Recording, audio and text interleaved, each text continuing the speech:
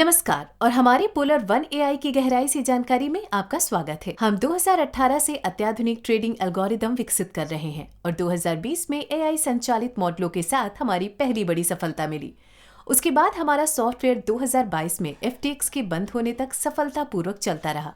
इसके बाद हमने 1.5 साल से ज्यादा समय तक अपने सॉफ्टवेयर को बेहतर बनाने में लगाया और ये अप्रैल 2024 से बाइनेंस पर चल रहा है। आइए इन सब पर एक नजर डालते हैं। सबसे पहले हम अपने पोलर वन एआई से शुरुआत करेंगे।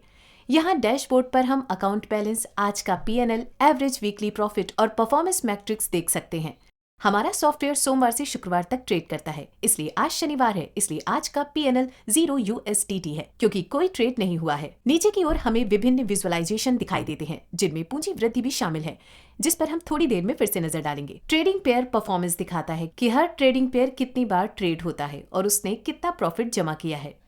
अब चलिए बाइनेंस एसेट्स ओवरव्यू की ओर चलते हैं। यहाँ हम देख सकते हैं कि हमारे सॉफ्टवेयर और बाइनेंस दोनों में USDT की समान राशि दिखाई दे रही है। बाइनेंस पर बैलेंस ज्यादा है क्योंकि हमारे अकाउंट में VIP स्टेट्स के लिए BNB है, जिससे हमें सबसे कम फीस मिलती है। सॉफ्टवेयर केवल USDT और उस पर अर्जित किए गए प्रतिशत को ही दिखाता है। चार्ट में हम देख सकते हैं कि समय के साथ अकाउंट बैलेंस कैसे बदला है। ये बाइनेंस और हमारे सॉफ्टवेयर दोनों में दिखाई देता है।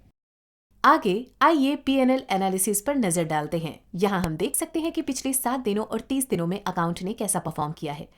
आप देख सकते हैं कि संख्याएं सॉफ्टवेयर में बिल्कुल समान नहीं है। ऐसा अकाउंट में BNB की वजह से होता है। इसका इस्तेमाल VIP स्टेटस के लिए किया जाता है क्योंकि BNB की कीमत में उतार चढ़ाव होता रहता है, इसलिए इसे PNL में भी शामिल किया जाता है। इसी वजह से सॉफ्टवेयर में दिखाई देने वाले आंकड़े अलग हो सकते हैं। आइए अब ऑर्डर हिस्ट्री पर एक नजर डालते हैं। क्योंकि हम लेवरेज का इस्तेमाल नहीं करते, इसलिए सॉफ्टवेयर सिर्फ स्पॉट पर ही ट्रेड करता है। स्पॉट ऑर्डर वे खरीद या बिक्री के ऑर्डर होते हैं जो वर्तमान बाजार मूल्य पर तुरंत निष्पादन और डिलीवरी के साथ किए जाते हैं। यहाँ हम विभिन्न ऑर्डर और उनके विवरण देख सकते हैं। यदि हम सॉफ्टवेयर में ऑर्डर हिस्ट्री देखें तो हमें वही ऑर्डर दिखाई देते हैं जो बाइनेंस में होते हैं।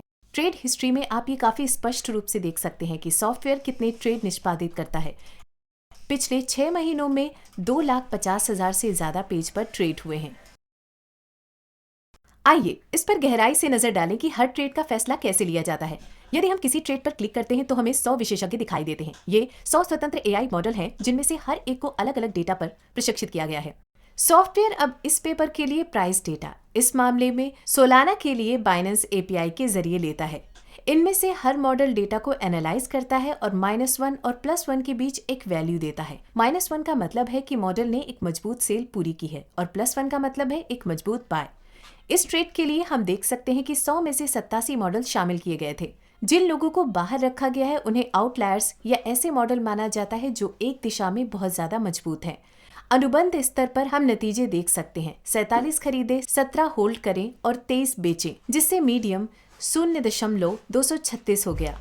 होल्डिंग की सीमा -0.150 और +0.150 के बीच है क्योंकि 0.236 का मीडियन 0.150 से ऊपर है, इसलिए ये खरीदने लायक है। अब चलिए एक और ट्रेड देखते हैं, इस बार बिटकॉइन के साथ।